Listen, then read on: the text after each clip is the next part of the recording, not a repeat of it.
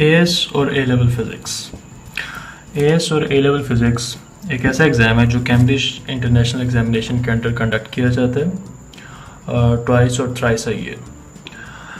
University of Cambridge इस exam को conduct करती है और एएस या ए लेवल फिज़िक्स का जो सा प्री रिक्विजिट है that is O level physics. AS stands for Advanced Subsidiary Level. A level stands for Advanced Level. Now moving further on, अब हम इसमें देखते हैं कि एडवांस सब्सिडरी लेवल और एडवांस लेवल में डिफरेंस क्या है। बेसिकली ए लेवल कंसिस्ट करता है 2 ईयर्स पे। 2 ईयर्स का टाइम पीरियड आपको रिक्वायर्ड होता है और advance subsidiary level first year के बाद कंडक्ट किया जाता है, जिसके अंदर हाफ फिज़िक्स का सिलेबस कवर होता है और बाकी का हाफ सिलेबस का एग्ज़ाम नेक्स्ट ईयर लिया जाता है। ये डिफरेंस है एडवांस सब्सिडरी लेवल में और ए लेवल में।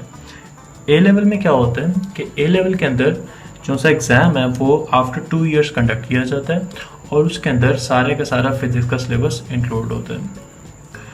ओके, अब बात करते हैं पेपर पैटर्न की। तो पेपर पैटर्न की जहाँ तक पेपर पैटर्न का ताल्लुक है तो टोटल नंबर ऑफ पेपर्स जो से होते हैं ए लेवल फिज़िक्स के वो होते हैं 5।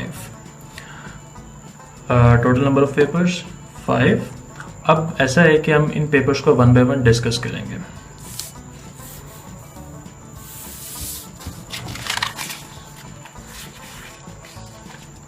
Paper 1 multiple choice questions MCQs,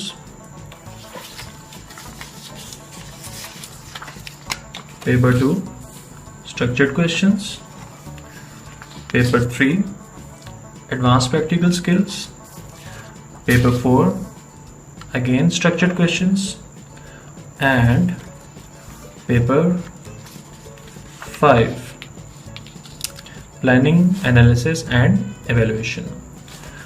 paper one में सबसे पहली बात पेपर वन आप एडवांस सब्सिडरी लेवल के बाद भी दे सकते हैं, यानी फिज़िक्स ए लेवल का फर्स्ट ईयर कंप्लीट करने के बाद आप P1 का एग्ज़ाम दे सकते हैं। और इसके अंदर जो से मल्टीपल चॉइस क्वेश्चंस हैं उनका सिलेबस जो सा होता है वो वही होता है जो फर्स्ट ईयर के चैप्टर्स होते हैं, जो फर्स्ट ईयर का सिलेबस होता है, यानी कि जो सा सेकेंड ईयर का सिलेबस है उनमें से P1 नहीं आता। ओके, उसके बाद हम बात करते हैं P2 की। P2 का exam P2 physics structured questions. ये जो से स्ट्रक्चर्ड क्वेश्चंस हैं ये फिजिक्स फर्स्ट ईयर के सिलेबस यानी कि A1 या एडवांस सब्सिडरी लेवल के सिलेबस में जो से चैप्टर्स इंक्लूड होते हैं उनमें से ये स्ट्रक्चर्ड क्वेश्चंस पूछे जाते हैं और इनका आपको आंसर करना होता है। उसके बाद P3